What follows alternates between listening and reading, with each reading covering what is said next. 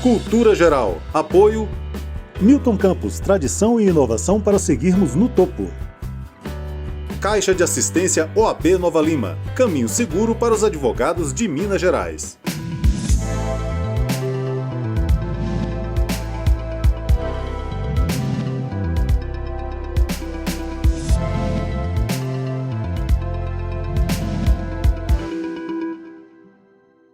Olá, sejam todos muito bem-vindos ao Cultura Geral. É sempre um prazer, né, fazer o Cultura Geral aqui na TV Banqueta e na Rádio Cultura de Curitiba.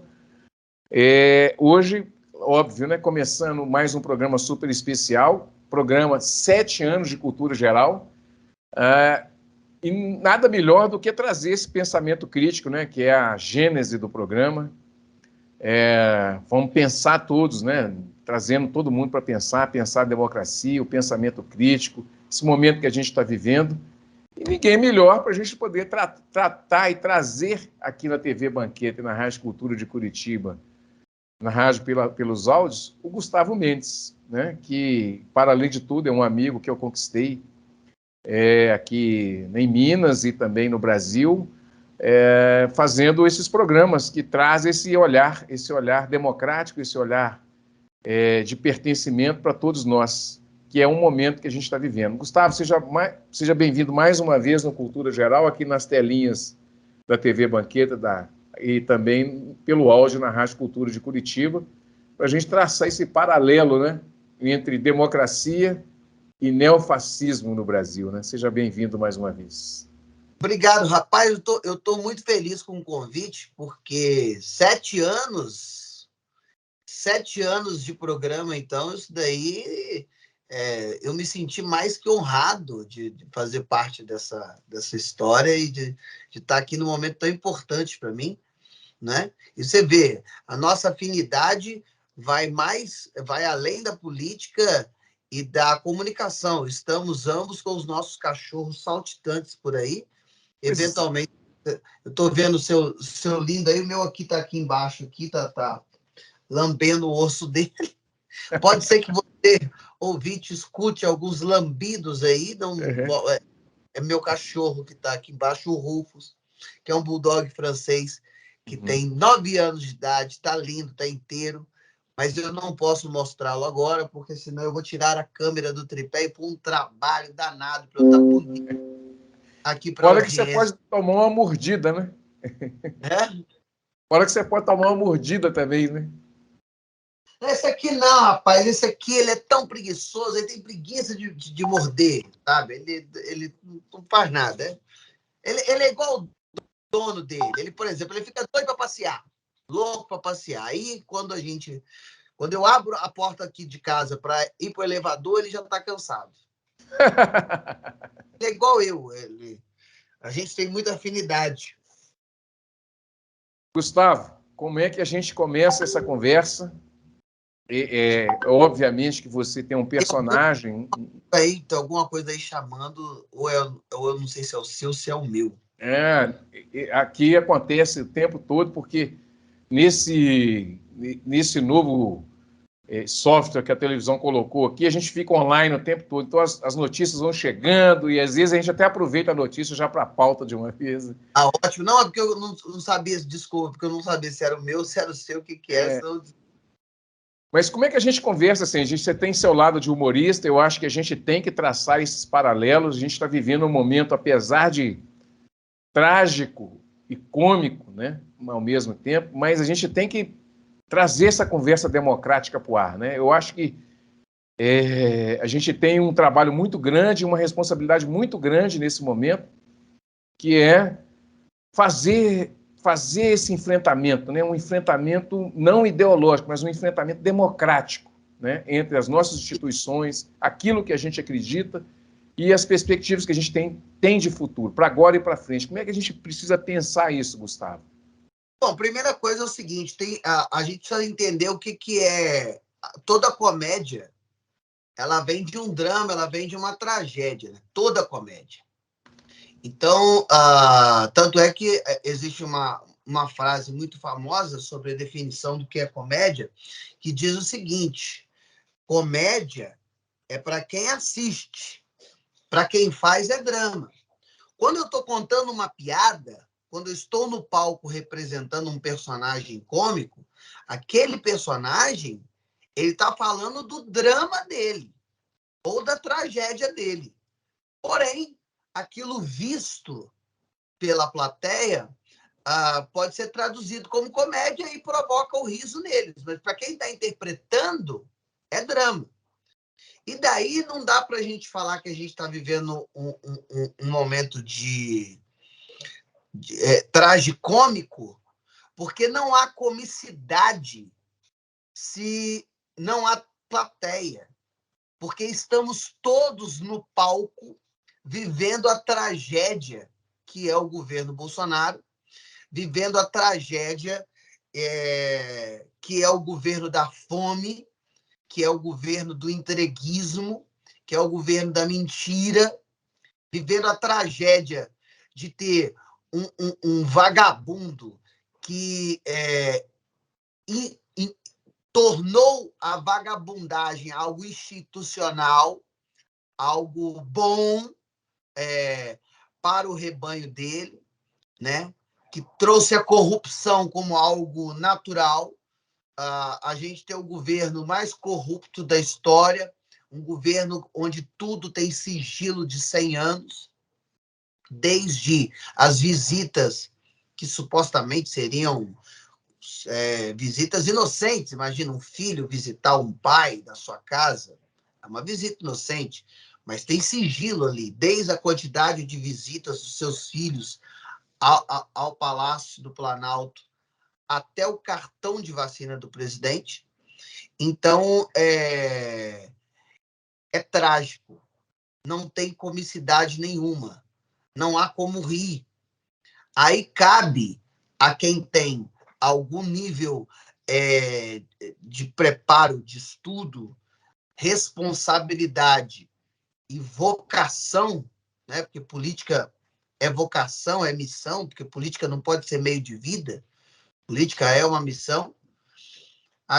Algumas pessoas colocarem a sua cabeça em risco, como faziam os bobos da corte, né?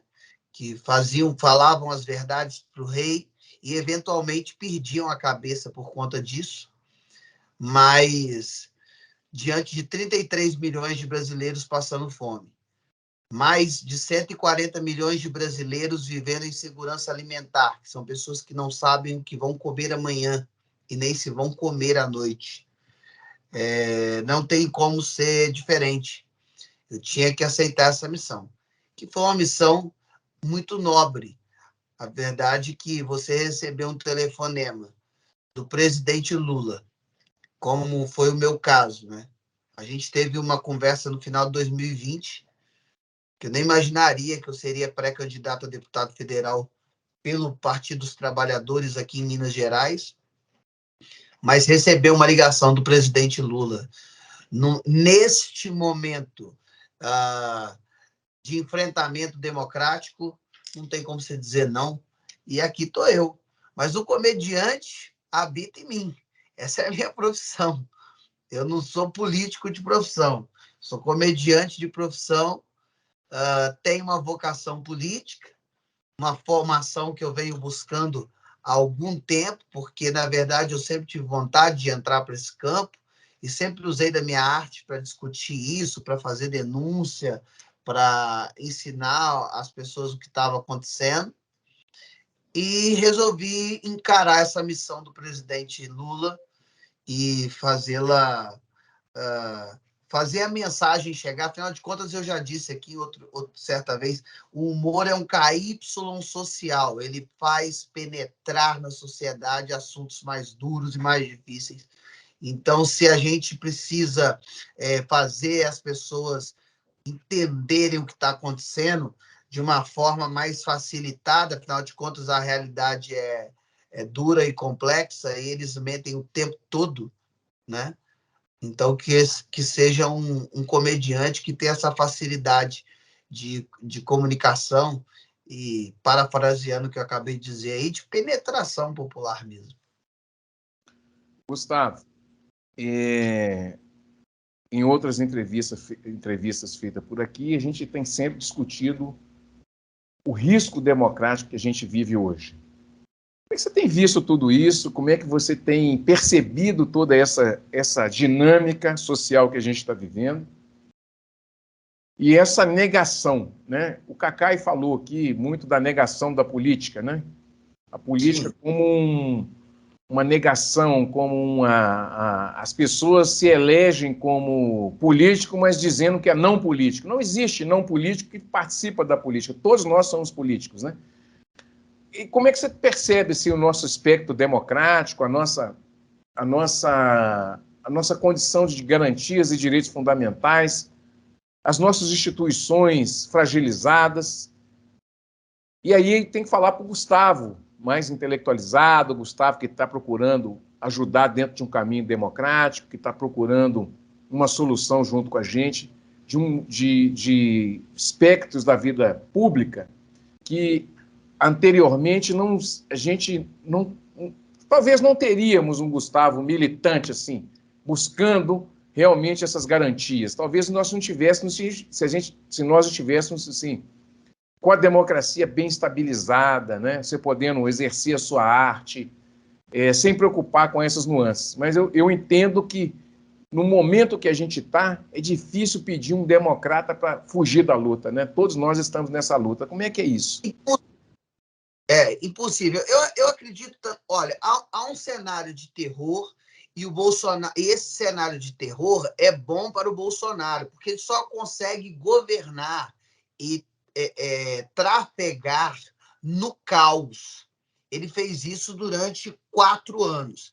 Esse cenário de não políticos, essa falácia do não político, ela colou muito em 2018 e ela não colará em 2022. Ela não cola mais, porque o pessoal fala muito assim que a gente resolve as coisas quando elas doem no bolso.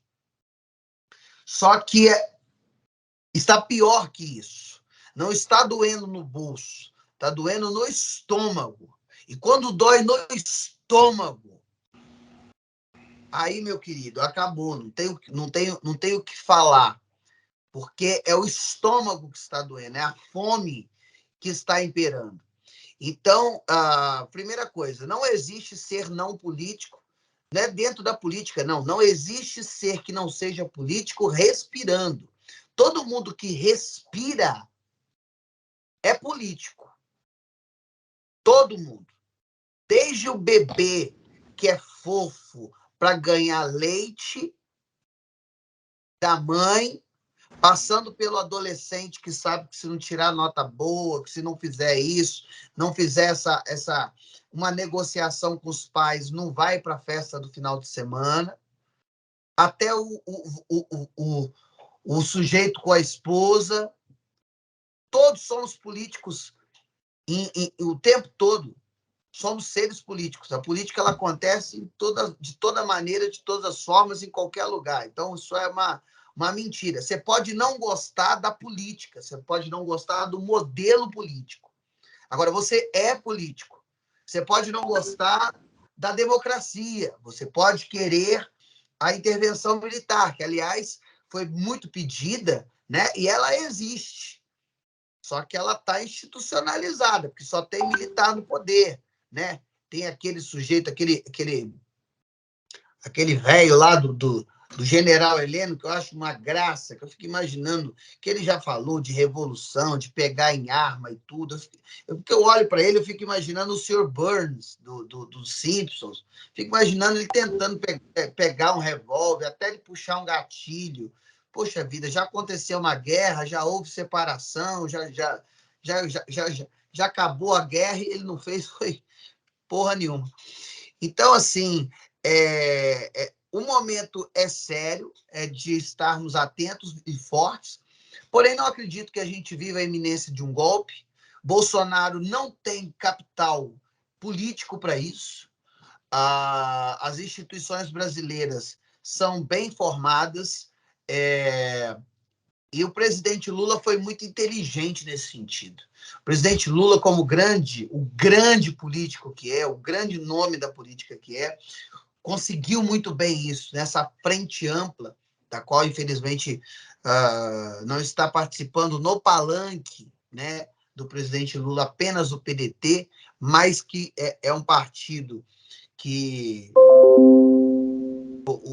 obviamente, contra o golpe, obviamente, jamais aceitaria isso, estaria na frente da guerra, porque eu conheço de perto o PDT, o Ciro e tudo mais, embora a gente possa divergir de muitas coisas, principalmente nos ataques ao presidente Lula, mas sob esse ponto de vista de golpe e tudo, isso daí é o Bolsonaro falando mais uma vez, enchendo a boca para falar para o rebanho dele, que está cada vez menor. Está cada vez menor. O rebanho dele está murcho, está fraco.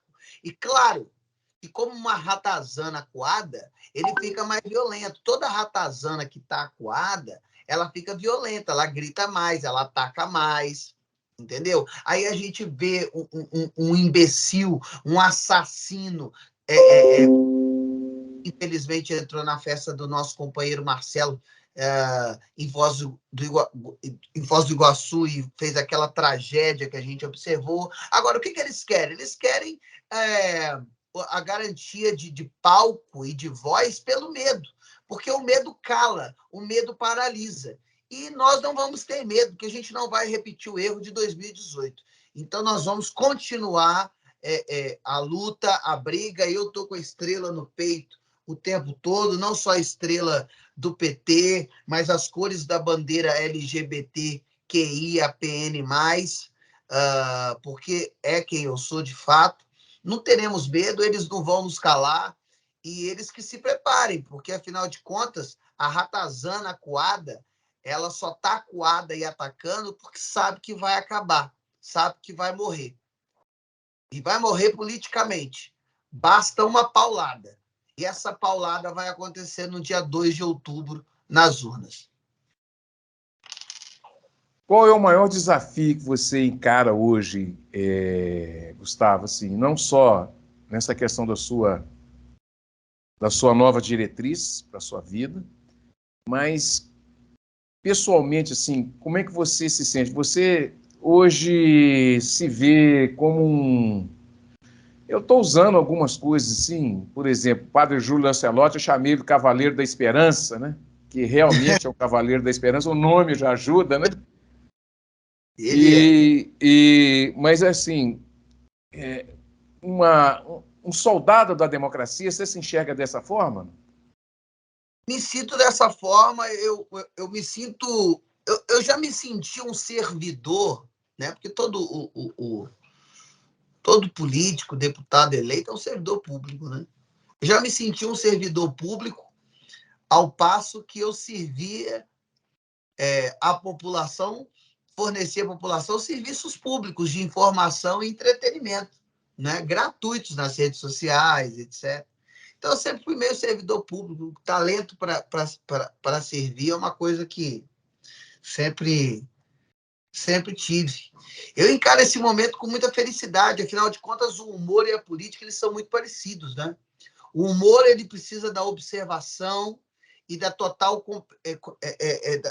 da total imersão na sociedade para você observar e, a partir dali, fazer as piadas, fazer as ironias, apontar os defeitos, rir dos próprios defeitos. E a política é isso também. A política é você mergulhar na sociedade, emergir na sociedade, mas aí para propor soluções, propor mudanças, votar melhorias. Então, a política e o humor são muito parecidos nesse ponto de vista. O problema é que utilizaram da política para fazer piada com a cara do povo. E eu não estou falando de eventuais comediantes que entraram para a política, não. Estou falando de veiacos mesmo, de gente corrupta, de uma banda podre do que se diz nova política, que é a velha política, como, por exemplo, o vagabundo do Bolsonaro, que é um veiaco que ficou 28 anos como parlamentar e se elegeu com a mentira, porque ele é um grande mentiroso, ele não é só bandido, ele não é só corrupto, ele é mentiroso. né, de que não era político. 28 anos na política, com quase todos os filhos da política. Aliás, naquela família ali, a única que deve salvar, e tomara que não nos decepcione, é a mais nova, a caçula, que ele chama de fraquejada. Deve ser a única que salva ali. Porque não salva a ex-esposa, não salva a esposa, os filhos, então, esquisitos dele, não salvam nenhum. E ele é o chefe do bando, é o chefe da quadrilha, e que está com seus dias contados. Então, é bom que ele fale para o teu povo, para o seu rebanhozinho ali no cercadinho, fale bastante, aproveite os seus últimos momentos, porque o Bolsonaro ele foi a escolha dos ricos, né? O problema é que ele gostou da política, ele se achou importante, ele se achou poderoso, e ele esqueceu que ele não tem capacidade, não tem moral, não tem histórico, não tem formação, não tem nada. Se isolou, está cada vez mais isolado. Fica com ele o Paulo Guedes, que é a maior demonstração. Poucas vezes, talvez nem no governo Sarney, com aquela inflação galopante, que quem viveu bem sabe, tivemos um Brasil tão horroroso, sob o ponto de vista econômico, quanto a gente está vivendo. A gente teve fome, sim, mas dos governos que são base para que o Bolsonaro se inspire, que são os governos militares. Aliás, outro dia estava assistindo algumas propagandas do tempo da ditadura, do tempo do golpe, em que as coisas estavam muito caras, as pessoas estavam passando fome, não tinham condição de comprar produtos, e as propagandas eram assim: se o tomate está caro, substitua por um alface. Se você não tem condição de comprar carne, substitua por ovo. Ora, isso é papo e o Paulo Guedes repete isso o tempo todo. Isso é papo de regime militar, isso é papo de ditadura, isso é papo de incompetência, isso é papo de gente, de golpista. Só que eu repito a vocês, fiquem tranquilos, coloquem a estrela no peito, porque nesse momento é um momento da luta do bem contra o mal, é a luta de quem quer democracia e de quem não quer. Se você consegue se imaginar Bolsonaro por mais 5 meses no governo, vai ser terrível, né? Pois é, vai ser uma desgraça. Mas a gente vai ter que suportá-lo 5 meses do governo. Imagina mais 4 anos. Ninguém suportará Bolsonaro. E se ele não fez nada em 4 anos, não construiu uma universidade, não fez um programa dele. Ele pegou um programa que existia e mudou de nome. Bolsonaro não fez.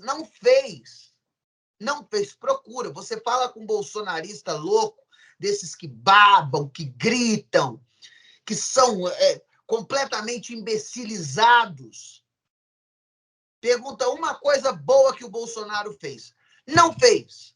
Nada. E por que ele quer, então, ficar mais 4 anos no governo? Por um único motivo. Para não ser preso. Porque o Bolsonaro vai descer a rampa e ir direto por uma jaula de camburão. Vai se repetir com o Bolsonaro a história que se repetiu com o golpista do Temer, que saiu da presidência para ser preso. Assim também vai acontecer com o Bolsonaro, que vai sair da presidência para ser preso.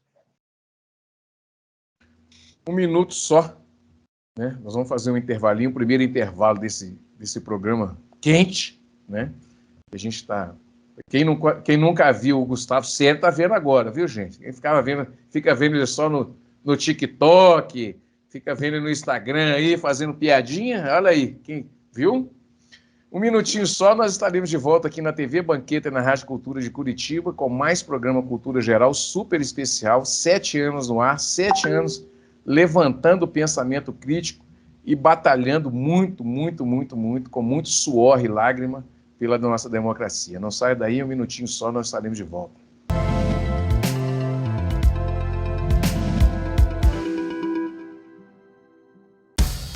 Ser Milton Campos é construir quase meio século de história e continuar construindo o aprendizado por meio de projetos modernos nos próximos anos.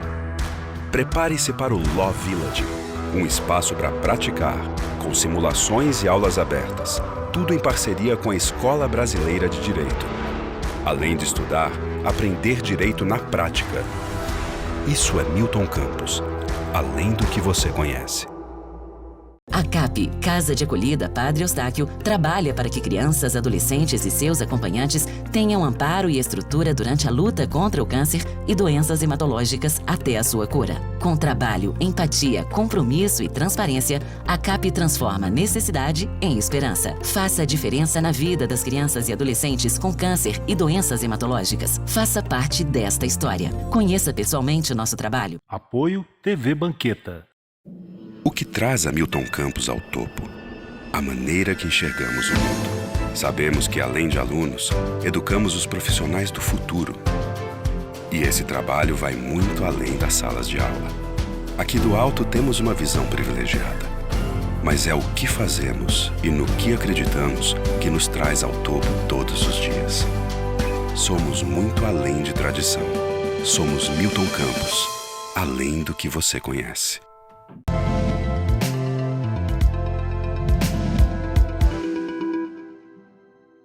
Bom, de volta com Cultura Geral aqui na TV Banqueta e na Rádio Cultura de Curitiba. A gente está recebendo hoje Gustavo Mendes, né? Esse grande democrata brasileiro, latino-americano, que não tem dinheiro no banco, né? Mas... Rapaz, agora eu tô com um pouquinho. Depois de alguns anos de carreira, consegui ter um pouquinho. Agora, parentes importantes eu não tenho, e sou um cara vindo do interior. Ah, isso é importantíssimo, né? Pelo menos os dois requisitos, né? Dos três fatores, né? Mas, Gustavo, tirando um pouquinho dessa brincadeira, voltando para o papo sério aqui, a gente tem falado muito isso aqui, eu acho que é uma ruptura muito grande quando a gente vê, por exemplo, num caminho que a gente estava vivendo de estabilidade democrática, você ter esse cismo, né? Esse flerte, né? Com o autoritarismo de novo. Aí, quando você vai ver Lilian Schwartz, você vai ver a história, por exemplo, você vai discutir com Daniel Amar Pérez, com Christian Dunker, com Safato. Na realidade, nós nunca perdemos, de fato, esse nosso, vamos chamar assim, tesão autoritário, né? E isso se refletiu aí em 2018. Nós podemos dizer que quem pariu isso tudo aí, que trouxe isso de novo, né? Ou que pariu novamente tudo isso aí, foi a Lava Jato? Você acha que o Moro tem um papel fundamental nisso tudo que a gente está vivendo? E agora sendo, vamos dizer, entre aspas, né? Não desmascarado, mas trazendo à tona tudo isso que foi feito lá atrás na Lava Jato. Nós já conversamos lá atrás sobre isso, há 2 anos atrás, no programa que nós gravamos. Fica tudo muito claro, né? Que eles são realmente o pai disso tudo que está aí, e a gente tem que lutar contra isso também. Eu acho que a palavra pai pro Moro é muito forte, porque o Moro é fraco, coitado. Quem é o Moro? O Moro não existe mais politicamente, está morto politicamente. O Moro não é nada, ele não é juiz, ele não é ministro, nem sabemos se ele vai ser candidato. Ele não é absolutamente nada. Ele foi um coitado, um entreguista, como todo bom entreguista, que aceitou fazer parte de um grande acordo nacional com o Supremo, com tudo. Mas ele é parte desse esquema. Essa história toda começa, para mim, em 2014, quando o também falecido Aécio Neves não aceita o resultado das eleições e começa esse processo de incitação aí do ódio e de incitação contra as instituições públicas, né? Contra as instituições que nós temos. Então, isso começa em 2014. Então, também que o falecido Aécio seja o pilar de tudo isso, o cabeça de tudo isso. Eu acho que tem interesses muito maiores, internacionais e tudo, no nosso petróleo, no nosso pré-sal, na Eletrobras, que, aliás, já foram todas entregues desde que o golpe se consumiu, né? Então, eu acho que tem outras cabeças por aí. Mas a verdade é o seguinte, que a democracia aqui no país não é a regra. A regra no Brasil, historicamente, é o golpe. O golpe é a regra. Quando a gente tem um presidente... Quais foram os presidentes que terminaram o seu mandato? Da Nova República, a gente teve, acho, 3 só na história do país. Juscelino Kubitschek, né? O Fernando Henrique Cardoso e o presidente Lula. Exatamente. Você se acha preparado para esse enfrentamento? Porque o enfrentamento vai ser grosso, não só agora, mas também você tem no futuro um desafio muito grande, que é essa desconstrução de tudo isso que está construído ou está em andamento e também uma desconstrução daquilo que foi construído lá atrás. Então, assim, você vai ter que fazer uma reforma na casa com ela, uma reforma mesmo, né? Uma reforma com todos esses ataques que aconteceram nesse curto espaço de tempo. Está preparado? Politicamente, eu estou preparado, porque eu venho me preparando, estudando. Essa é a grande diferença, né? Da direita para a esquerda, assim, porque nós da esquerda nós enaltecemos o estudo, a gente gosta de livros, a gente não tem tesão em pistola e pode, queira ou não, até com duplo sentido da palavra. A gente não tem esse tesão de arma, essa coisa não. A gente gosta de livros, a gente gosta de estudar, a gente se prepara, se forma. Então, eu estou preparado com isso. Para o enfrentamento, onde há um desgaste emocional muito grande, eu já venho me preparando, já que eu faço terapia há 3 anos, inclusive antes da entrevista eu estava fazendo terapia. O que eu tomei cuidado nesses tempos foi de dobrá-la, né? Eu fazia uma vez por semana, agora eu faço 2 vezes por semana, porque ao Gustavo Mendes, pré-candidato a deputado federal pelo Partido dos Trabalhadores em Minas Gerais, e se for da vontade do povo, haverá o Gustavo deputado federal na Câmara, e a gente sabe que lá é um ambiente inóspito, tóxico, mas é por isso que eu espero que as pessoas tenham consciência que que além de toda a importância de eleger no primeiro turno o presidente Lula, eleger no primeiro turno aqui em Minas Gerais o Calil, né? Eleger os nossos candidatos progressistas por todo o país.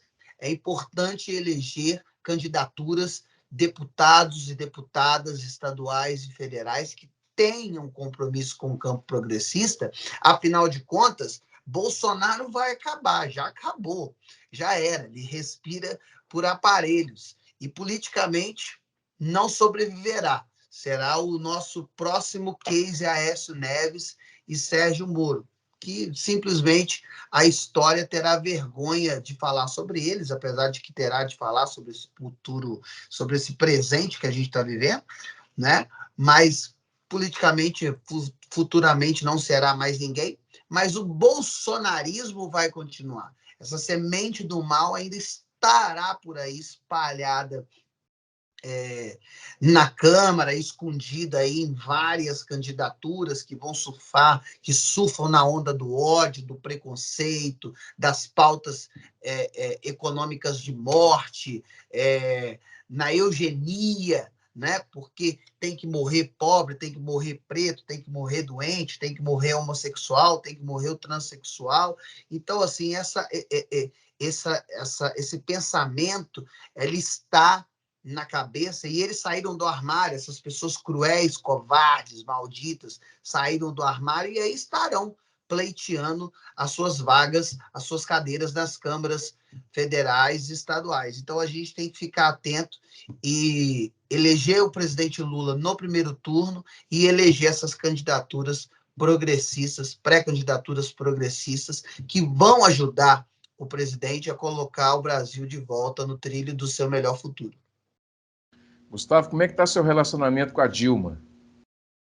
Rapaz, eu sei que ela... Bom, o Aloysio Mercadante é o meu interlocutor com a presidenta, e eu sou amigo do Pedro Rousseff, que é o sobrinho dela, sobrinho neto dela, um jovem rapaz de Belo Horizonte, que, aliás, que tem um futuro brilhante na política, é um líder nato, tem 22 anos, é um cara esplêndido, que está batalhando aí os seus espaços na política, não está candidato nessas eleições, mas é um cara que é combativo, denunciante. Pedro Rousseff, para quem eu deixo aqui um forte abraço, um querido amigo. E, pelo Aloysio Mercadante, ele me falou que a presidenta ficou muito contente com a minha pré-candidatura, mandou um recado muito carinhoso me apoiando, dizendo que está comigo, que fica muito feliz. Então, assim, eu estou muito, muito feliz porque houve um reconhecimento de quando o bicho começou a pegar para o lado do PT, né, de toda essa onda de ódio, eu não abandonei. E eu nem era oficialmente um companheiro, porque eu fui me filiar ao PT agora, quando o prazo para você ser filiado e poder lançar uma pré-candidatura, pleitear uma pré-candidatura, foi em abril, né? E eu me filiei um dia antes do prazo limite. Mas eu já era um companheiro que não fugia à luta e fiquei sozinho. Porque hoje, você falar bem do Bolsonaro é até uma vergonha. Ninguém tem coragem de falar bem do Bolsonaro, principalmente na nossa classe artística. Mas eu vivi um momento que eu era o único sozinho falando, dizendo e tal. Eu vivi esse momento, né? E agora, não mais. Agora as pessoas entenderam a gravidade que é esse câncer do presidente Bolsonaro. Mas um câncer, aliás, um câncer não. Câncer é muito para ele. O Bolsonaro é um furúnculo na bunda do Brasil. Ele é incômodo, mas ele é só um furúnculo. Mas vai ter que espremer, vai ter que limpar, vai ter que esperar secar. Mas já estamos espremendo. Só que o vergalhão vai sair no dia 2. E a cicatrização, dia 1º de janeiro de 2023. Cicatrizado, bumbum limpinho. O Gustavo, e o humor, como é que fica nisso tudo? Assim? Porque, independente de qualquer coisa, a gente também precisa dar essa leveza também, né? Porque está tudo muito pesado, né? Como é que você vê o humor nesse sentido? A gente percebe que até os humoristas, né, estão um pouco tristes, não está conseguindo fazer humor, mesmo com um pouco de tédio, né? Mas como é que você vê o humor nesse momento? Assim? Olha, eu, por exemplo, triste eu não estou. Eu estou com muito tesão. Estou com muito tesão porque a gente está com muita vontade de mudar esse país e estamos com a oportunidade de fazer isso, porque nunca houve uma escolha tão fácil para se eleger um presidente quanto essa, né? É só a gente ver resultados e equiparar fatores. O que passa disso é somente ódio e ignorância. Ponto. E a gente vai precisar muito do humor, porque como é que a gente vai conquistar essas pessoas que estão aí flutuando nos seus votos? Porque a gente teve uma eleição histórica com relação ao número de votos brancos e nulos. E como é que a gente vai conquistar esses votos? Como é que a gente vai conquistar o voto do seu tio que votou no Bolsonaro e teve a empresa dele quebrada, falida e que não vai mais conseguir se recuperar, se reerguer nesse modelo econômico que a gente está vivendo? Como é que a gente vai conseguir conquistar esse voto desses arrependidos? Porque, assim, tirando esses bolsonaristas loucos que gritam mito, esse pessoal aí, eles estão doidos. A gente não bate tambor para maluco dançar. A gente não tem que perder tempo com esse povo, porque eles estão malucos, estão apaixonados. E como toda paixão, isso está provado, né? Porque o mesmo termo do grego para a palavra paixão, o mesmo termo é usado para doença. Toda paixão é uma doença. Está provado cientificamente que o cérebro humano só consegue ficar apaixonado por 5 anos, por 4, 5 anos no máximo, senão ele adoece e morre. Isso é um fato.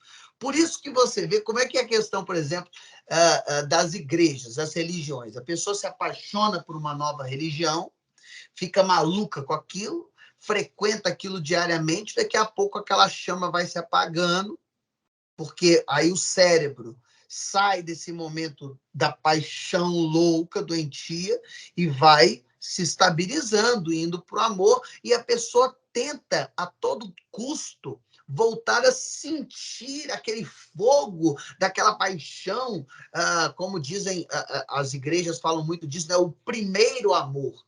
E não vou sentir nunca mais, porque é assim que funciona a paixão. Quem é casado sabe bem, você tinha aquela paixão louca, aquele ciúme doentio, aquela loucura, daqui a pouco as coisas vão se estabilizando, vão se acalmando, e o que fica é o amor de fato, né? E não há amor entre pessoas que não se compadecem com a fome, com a miséria. Então, como é que a gente vai conquistar essas pessoas? Te digo, com afeto e proposta. E o afeto, no afeto cabe o humor. Outro dia eu perguntei para um psiquiatra, amigo meu, doutor Davi, eu falei assim, doutor, não faz sentido na minha cabeça um pobre, passando fome, com insegurança alimentar, continuar apoiando o Bolsonaro. Faz sentido quem está ganhando com isso. Por exemplo, aquela loja famosa daquele velho lá. A gente não vou falar o nome da loja, não. Aquela loja cafona, que tem umas colunas na frente, tem uma estátua da Liberdade e o nome que faz referência à capital cubana. Aquela loja daquele velho é uma loja que tem tudo. Sabe o que não tem naquela loja? Cliente. Entra lá para você ver. Você vai ver de tudo. Você vai ver geladeira, fogão, televisão, roupa de cama, cortina. Você vê tudo, só não vê cliente. Eu não quero dizer nada com isso, mas não faz sentido uma loja que não tem cliente crescer tanto. Ainda mais na crise. Não estou fazendo ilação nenhuma, nem denúncia nenhuma. Eu não sou Polícia Federal, eu não sou nada. Só estou falando de uma observação. Eu já entrei em várias lojas dessa, até com muita vergonha, morrendo de medo de alguém me ver lá dentro. Mas ela tem tudo, menos cliente. Então, se você não está ganhando com isso, você só está perdendo, qual que era o sentido de você continuar apoiando esse cara? É vaidade? Eu perguntei para o psiquiatra, é vaidade, é orgulho, é tipo, eu já falei que eu tô com ele, então não abro mão? Aí ele disse que não. Ele falou que é a falsa sensação de pertencimento. E faz todo sentido. Se você tiver estômago e um estoque grande de Plasil ou de Dramin, toma, entra num grupo bolsonarista, porque tem que ter estômago, senão você vai passar mal, você vai vomitar. É o dia inteiro eles alimentando as pessoas com mentira, com fake news. E isso dá para elas o quê? Uma noção de pertencimento. Porque quando houve a racha nas famílias, desde 2014, com a reeleição da presidenta Dilma, muito pai brigou com filho, irmão com irmão, tio com sobrinho. Então, as pessoas foram se isolando em grupos que não eram dos seus núcleos familiares. Então, aquele pertencimento e aquele aconchego, aquele carinho que a família dá, essas pessoas foram encontrar nesses grupos, que são grupos que espalham mentira, fake news e tudo. Então, a gente precisa resgatar essas pessoas de volta e fazê-las se sentirem pertencentes ao grupo. E isso a gente faz muito bem Porque nós temos alma, temos coração, a gente perdoa. A gente não manda matar Marielle. A gente não dá tiro em pessoa e mata um pai de família porque ele pensa diferente da gente politicamente. A gente a gente não quer que as pessoas passem fome. A gente trouxe o Alckmin. O Alckmin veio pedir ao presidente Lula para estar conosco, porque o Alckmin é um humanista. De todas as diferenças políticas que eles tiveram no passado, há uma coisa maior que os une, que é derrotar o fascismo, que é derrotar a miséria, que é derrotar a fome.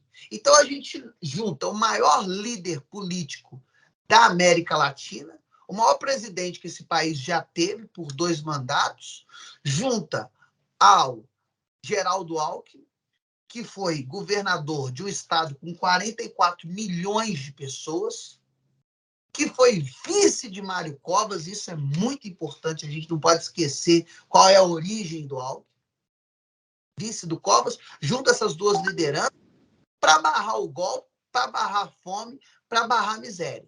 Então, a gente vai conquistar esses votos com afeto, com humor e, principalmente, com proposta, porque isso nós temos. Proposta, humanismo, capacidade de se indignar. A gente não arruma desculpa, a gente se indigna, a gente fica triste, a gente fica mal. Tinha uma propaganda do PT de 89 que diz assim: se você passa na rua, vê uma pessoa passando frio e aquilo te comove, você é um pouco petista. Então, eu amplio, como hoje a frente é ampla, eu mudo essa frase, peço liberdade aos criadores desse brilhante resumo. Se você passa por uma pessoa que está caída na rua e aquilo mexe com você, te compadece, você, querida, é de esquerda. Se você passa por alguém que está passando fome e que te compadece, você é de esquerda. Se você passa por alguém que está com frio, aquilo te deixa mal e você quer agasalhar aquela pessoa, você é de esquerda. Se você não perdeu a capacidade de se indignar com os absurdos que acontecem no nosso país, 17 nas últimas eleições. Mas você é de esquerda e aí pulsa um coração que quer mudança. Muito bem, deixa eu fazer mais um intervalo. Vou fazer mais um intervalo aqui na TV Banqueta e na Rádio Cultura de Curitiba. Daqui a pouquinho a gente volta com a última parte dessa entrevista super bacana com esse grande ator, agora pré-candidato também a deputado federal, Gustavo Mendes. Não saia daí, é um minutinho só, nós estaremos de volta aqui na TV Banqueta e na Rádio Cultura de Curitiba.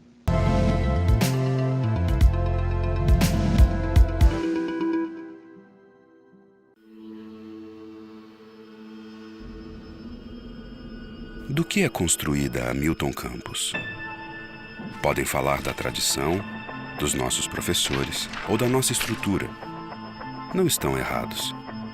Mas uma coisa une todos esses motivos que nos dão orgulho de ser Milton Campos: a maneira que enxergamos o mundo. Além de alunos, educamos os profissionais do futuro. Por isso, além de ensinar, desenvolvemos em conjunto. E esse é um trabalho que vai muito além das salas de aula. Para isso, temos ao nosso lado parcerias além do comum para colocar tudo isso em prática. Afinal, do alto temos uma visão privilegiada, mas precisamos caminhar até o topo todos os dias. Somos muito além de tradição. Somos Milton Campos, além do que você conhece. A CAP, Casa de Acolhida Padre Eustáquio, trabalha para que crianças, adolescentes e seus acompanhantes tenham amparo e estrutura durante a luta contra o câncer e doenças hematológicas até a sua cura. Com trabalho, empatia, compromisso e transparência, a CAP transforma necessidade em esperança. Faça a diferença na vida das crianças e adolescentes com câncer e doenças hematológicas. Faça parte desta história. Conheça pessoalmente nosso trabalho. Apoio TV Banqueta. Ser Milton Campos é construir quase meio século de história e continuar construindo o aprendizado por meio de projetos modernos nos próximos anos. Prepare-se para o Law Village, um espaço para praticar, com simulações e aulas abertas, tudo em parceria com a Escola Brasileira de Direito. Além de estudar, aprender direito na prática. Isso é Milton Campos, além do que você conhece.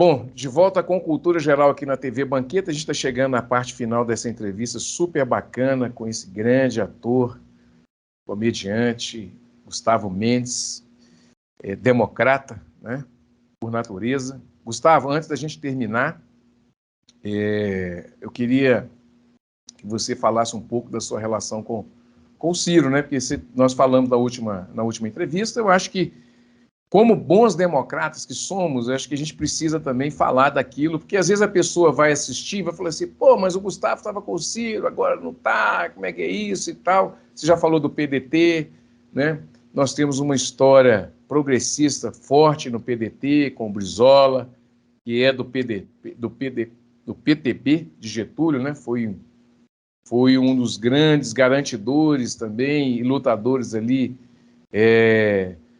da República em outros tempos, né? Que batalhou muito com o João Goulart, e era da família. Então, assim, tem histórias, né? Conta um pouquinho para a gente disso, dessa situação, e como que você relaciona com tudo isso, e o que representa tudo isso na sua vida. Bom, eu tenho uma relação de admiração pelo Ciro, né? E de amizade, né, pessoal com ele, com a Gisele. Inclusive, eu me candidatei esse ano por um conselho dele, de amigo, porque eu sou sondado pelos partidos há muitos anos. Há muitos anos. E ele dizia assim, Gustavo, você vai entrar para a política, não tem como, isso está na sua veia, isso está nos seus olhos, isso é você. Porém, o que eu te digo é o seguinte, você está com a casa que você quer, você está com o apartamento que você quer, com os carros que você quer, porque enquanto você não tiver isso, não entre. Porque se a política for seu meio de vida, se você precisar da política para comprar uma mansão de 6 milhões, como fez o filho do Bolsonaro, aí você vai se corromper. Então, eu esperei as empresas estarem bem, né? Eu não sou só comediante, sou empresário. E as empresas estando bem, eu segui o conselho. E o PT foi minha escolha natural. Veio o convite direto do presidente Lula, que me ligou, que se não fosse uma chamada de vídeo, eu também não acreditaria, acharia que era trote. Me fez essa ligação, esse convite. E o PT é uma escolha natural para mim, porque é uma identificação natural com ele. Eu nunca fui filiado a nenhum outro partido, senão o PT, né? O Ciro, nós temos... Eu não tenho divergência nenhuma com ele, não. Ele está brigando com Lula, ele tem que se posicionar e tal, briga com Lula. Agora, são dois grandes homens e eles que são grandes que se entendam. Eu não vou entrar nessa briga. Entendeu? Não entro nessa briga. Eles vão brigar para lá, vão brigar sozinhos. Meu compromisso não é com a briga dos dois. Meu compromisso é com a fome e com a miséria que tem imperado nesse país. Mas aí veio aí o convite do presidente Lula e foi uma escolha natural. E eu fui conversar com o Ciro. Logo depois que eu aceitei, eu fui falar com ele. Eu achei que seria legal da minha parte comunicá-lo antes de comunicar a imprensa, antes de comunicar as pessoas, né? Eu não fui pedir bênção, eu fui comunicá-lo. E ele foi muito respeitoso. Ele é um cara muito bacana. Ele entendeu, me abençoou, disse que realmente era a escolha, para mim, era a que mais combinava comigo, era o público para o qual eu falava.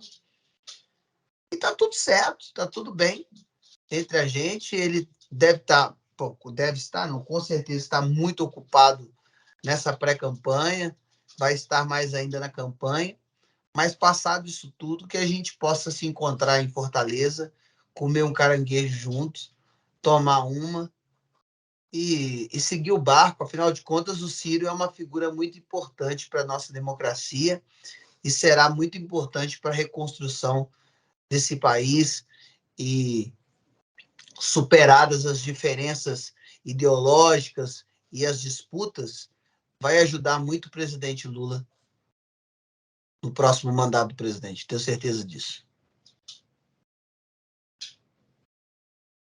Você está sem áudio. É o meu cachorrinho aqui que latiu, aí eu tirei o áudio, tá vendo? Participação especial, mas eu não deixei participar. Mas aqui, Gustavo, podemos ter esperança? Olha, só o que eu tenho é esperança. Eu tenho muita esperança. Eu sinto um cheiro muito forte de primeiro turno. Não gosto desse papo do já ganhou, porque a cadela do fascismo está sempre no cio, né? Mas acredito que... E também quando esse já ganhou, dá um salto alto, que a gente relaxa. E tudo que a gente não pode agora é relaxar. Então, ninguém já ganhou, não. A gente tem que trabalhar, espalhar a mensagem, entendeu? E garantir o presidente Lula eleito no primeiro turno. Muito bem, gente. Chegamos ao final do programa Cultura Geral. Gustavo, muito obrigado pelo carinho mais uma vez. Eu acho que o próximo programa que nós vamos gravar é direto do seu gabinete lá em Brasília, viu? Vai ser uma honra.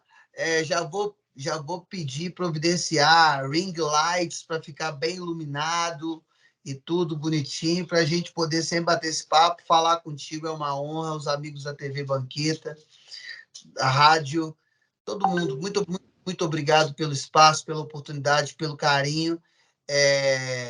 Vocês sempre me apoiaram muito, sempre me trataram com muito respeito, e é sempre muito bom, muito, muito bom falar contigo, viu, Edson? Todo o meu carinho para você. Chegamos ao final do programa Cultura Geral, ficamos por aqui e amanhã teremos outra pauta super especial aqui na TV Banqueta, na Rádio Cultura de Curitiba, comemorando 7 anos de programa. Um beijo no coração de todos e até amanhã, se Deus quiser. Tchau, pessoal. Obrigado.